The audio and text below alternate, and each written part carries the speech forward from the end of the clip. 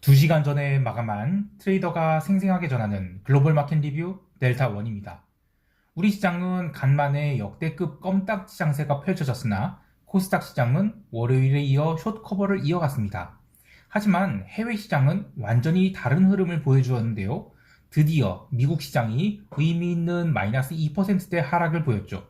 그것도 주요 이평선들을 확실하게 밀어붙인 하락이 나왔는데 왜 이런 하락이 나온 것인지, 그리고 대응 전략은 어떠한지 이야기해 보겠습니다. 먼저 아시아 세션 갑니다. 도입부에서 이야기했듯이 우리 시장은 역대급의 횡보 장세를 보여주었습니다. 외국인들은 처음 20분 동안은 강한 선물 매도를 쏟아내면서 지수 하락을 유도하였으나 시장 참여자들이 모든 매도를 받아버렸고 어쩔 수 없이 선물 매도를 걷어내자 프로그램 매수가 다음 20분 동안은 무려 1000억이 들어오는 등 급반등이 나오기도 했습니다. 그러나 그것이 당일이 시세의 전부였고 그 이후에는 장마감까지 322선을 놓고 등락을 거듭하면서 아주 지루한 횡보장을 이어갔습니다.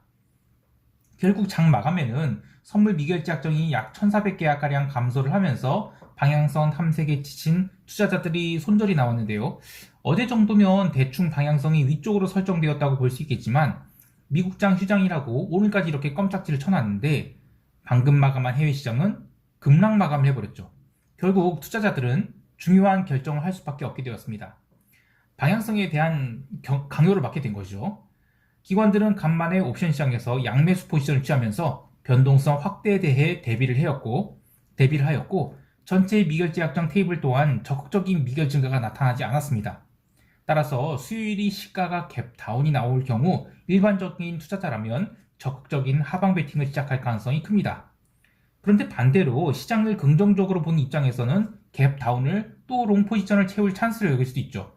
그동안에 계속 시장을 긍정적으로 보았던 저로서도 롱 포지션을 늘릴 기회로 삼을 수도 있겠으나 아쉽게도 이제는 롱이 아닌 숏으로 전환하고자 합니다. 아니 그동안 계속 롱을 외쳤는데 왜 이제 와서 숏으로 전환하는가에 대해서 답답해 하실 분들이 많겠지만 단지 금리 상승 때문에 숏으로 전환하는 것이 아니라 글로벌 변동성 동반 상승이 나타날 것 같아서 숏으로 전환하려는 것입니다. 좀 더 자세한 대응 전략은 총평 때 이야기하기로 하고 바로 유럽 세션으로 넘어갈게요. 유럽 증시는 개장 초 푸틴이 그 핵 관련 발언이 전해지면서 일시적으로 큰 하락을 보이기도 했는데요. 하지만 첫 1시간 동안 1% 넘는 하락이 나왔다가 이후에는 점진적 반등을 보이면서 어쨌든 21선 위에서 마감을 시켰습니다.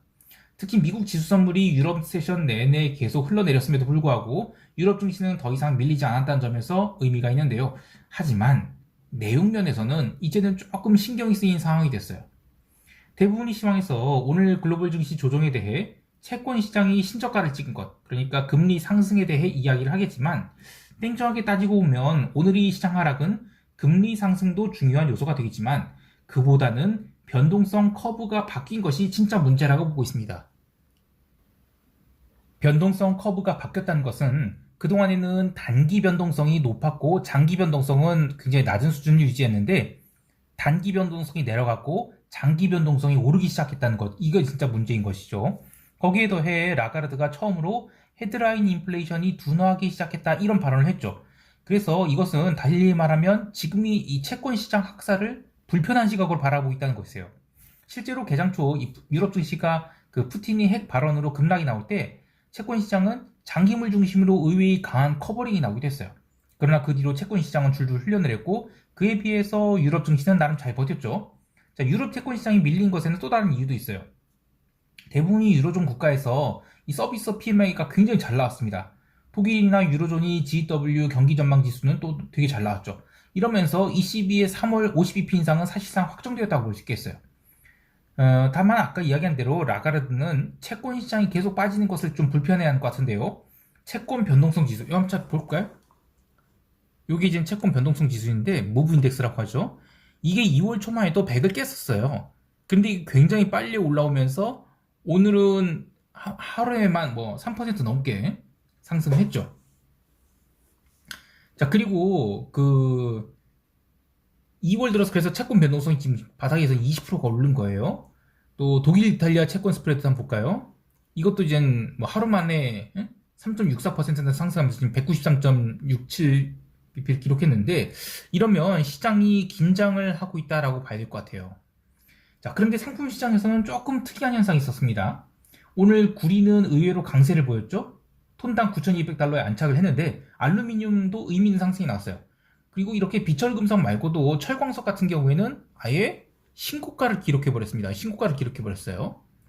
자, 그래서 이런 것은 이제 아무래도 이번 주에 그 상해종합주가지수가 강하게 상승한 등 아시아권 시장에 대한 기대가 있어서 그런 것 같은데 그에 비하면 기름은 내내 매도 압력이 지배한 등 약세를 좀 보였죠.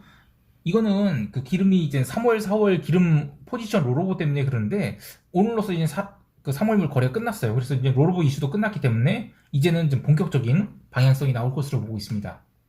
자, 이제 미국 세션으로 넘어갈게요.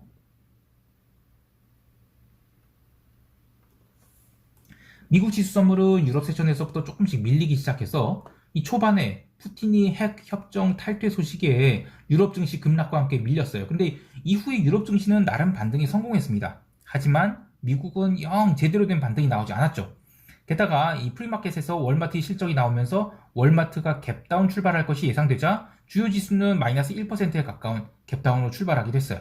그래도 초반에는 나스닥 중심 반등이 있었으나 이내 매도세가 압도하기 시작했고 지난주에 탄탄하게 잘 버텼던 러셀은 반등 한번 제대로 못 주고 줄줄 흘러내리기 시작해서 가장 빠르게 마이너스 2%를 찍고 말았습니다. 참고로 오늘 이제 월마트에 대해서 많은 이야기가 있었어요. 그래서 월마트가 부러지면 시장이 뭐 크게 부러질 것이고 반대로 월마트가 오르면 시장이 반등할 것이다 이런 얘기를 했는데 월마트는 오늘 올라서 마감했습니다. 갭다운이 마이너스 2%좀 넘게 나왔는데 그거 다 말아 올렸어요. 하지만 나머지 다우 종목들이 굉장히 약했죠. 이렇게 주요 지수가 한 번도 반등다운 반등을 하지 못하면서 사실상 종가 저가로 처박혔는데 오늘의 시장 하락은 지난주 후반에 있었던 시장 하락과는 또 다른 형태의 움직임이에요. 그래서 유럽 증시 하락과 마찬가지로 긴장이 됩니다. 아까 얘기한 대로 이 변동성 커브가 바뀌게 된 것인데 지난주에 한참 회자되었던 이 제로데이 옵션, 하루 남은 만기 옵션들이 변동성 커브가 이제 사실상 플랫해졌어요. 그리고 먼슬리 변동성이 살아난 겁니다. 그러니까 그동안에는 시장 방어도 일시적이고 하락도 일시적이었다. 그러면 이번에 나오는 하락은 일시적인 하락이 아닌 추세적 하락이 시작점이 될 수 있다. 이런 의미가 되겠어요. 지수가 하락한 동안 이 변동성은 사실상 조정 한번 안 주고 꾸준히 상승해서 지난 1월 중순에 기록한 변동성 고점권까지 단숨에 올라와 버렸는데요. 그동안에는 변동성 지수가 15포인트, 그러니까 2021년이 저점권까지 내려갈 정도로 시장이 강세를 보일 것으로 기대했는데 그게 아니라 이거 20포인트에서 바닥을 친 것일 수 있다. 이런 생각도 들어요. 다만 이러한 변동성 급등은 일방적 하락이 아니라 장중 급등락이 나올 수 있음을 또 보여주는데 여하튼 오늘의 흐름은 단기 변동성보다는 장기 변동성이 증가했다는 점에서 굉장히 의미 있는 지수 조정이라고 할 수 있겠습니다. 개별 종목에서는 테슬라가 마이너스 5%대의 급락이 나왔는데 이 장초만 해도 시장이 반등을 이끌었어요. 테슬라가. 그런데 오후장 들어서 계속 힘을 못 받으면서 밀려버린 것도 그동안엔 테슬라가 좀 시장을 붙들어두는 역할을 했거든요. 그런데 이제는 시장을 끌어내리는 역할로 바뀔 수 있다. 이런 생각도 듭니다. 그래서 긴장이 계속 커지고 있습니다. 그리고 그 새벽 3시에는 미국 2년물 국채 입찰이 있었습니다. 이 해외 간접 입찰자들이 매수가 좀 줄었어요. 이것도 굉장히 의미가 있는 부분이에요. 그러니까 저가 매수 수요보다는 채권에 금리 추가 상승에 대한 우려가 더 남아있다는 거예요. 채권 입찰이 끝난 뒤에 단기 국채에 대한 매도 예치가 거세게 나오면서 2년 국채 선물은 신저가를 갱신하고 말았습니다. 나스닥 선물 또한 잠깐은 반등을 주는 듯 했는데 거기서부터 또 레벨 다운 해버렸어요. 그래서 시장이 추가 상승이 남아있다고 한다면 수요일에 기록한 그 음봉을 모두 감싸기보다는 일단은 언더슈팅을 줬다가 작은 양봉으로 마감한 뒤에 상승을 이어가는 것을 보고 따라 들어가도 될 것 같아요. 근데 하지만 그보다는 저는 기간 조정 후 레벨 다운을 하는 형태로 추가 하락이 나올 것으로 보는데요. 여하튼 오늘까지 숏 대응으로 이익을 보신 분들은 충분히 숏에서 이익을 낼 자격이 있었던 분들이라고 생각해요. 이제부터는 숏 대응은 정말 신중하게 그러나 과감하게 해야 될 것으로 보고 있습니다. 이거 무슨 얘기냐면 그 포지션을 계속 쌓아가야 된다는 얘기예요. 그 전까지는 포지션을 쌓고도 굉장히 버틸 수 있었어야 되는데 이제는 숏이 훨씬 더 유리해진 상황이다. 이렇게 보고 있습니다. 이제 시장 총평하면서 대응 전략 이야기할게요.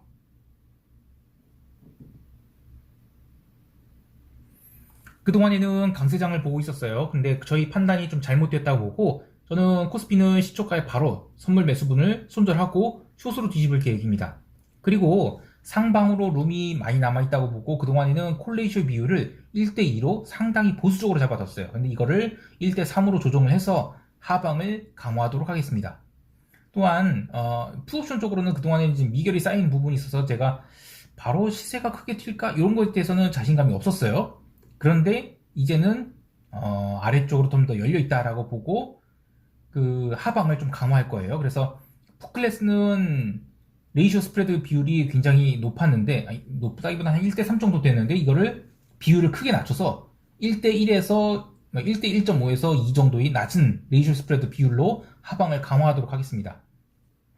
물론 전일 마감한 한국물 ETF인 EWY나 대만 ETF인 EWT는 미국 시장 하락분에 비해서는 상대적으로 잘 방어한 면이 있어요. 근데 어제 나타난 달러 강세 등을 고려한다면 오늘 달러원 선물이 1,300원 아주 가볍게 돌파할 가능성이 높아요. 이것은 또한 그동안에 이제 외국인인 매수 평균 단가를 망가뜨릴 가능성이 높죠. 그래서 시초가 이후로 외국인들이 선물 숏을 쌓으면서 저는 해지를 좀 두둑하게 쌓을 것으로 봐요. 그래서 그동안에는 롱마인드 갖고 있었던 거 이제 철수하고 숏마인드로 뒤집도록 하겠습니다. 해외 시장에 대해서도 변동성 상승이 단기적인 문제가 아니라고 판단하고 있습니다. 그래서 이제는 숏 대응을 이어갈 계획입니다.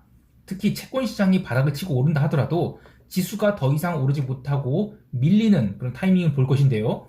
시장 참여자들이 채권이 저가 매수를 노리고 있는 이상 이 채권이 바닥이라는 공감대가 형성된 순간 증시가 전 조정을 보일 것으로 봐요. 그래서 그때 지수 숏을 제대로 때릴 그런 해당 타이밍을 노리도록 하겠습니다. 오늘 하루도 성공 투자하시길 바라고요. 이상 델타원이었습니다. 감사합니다.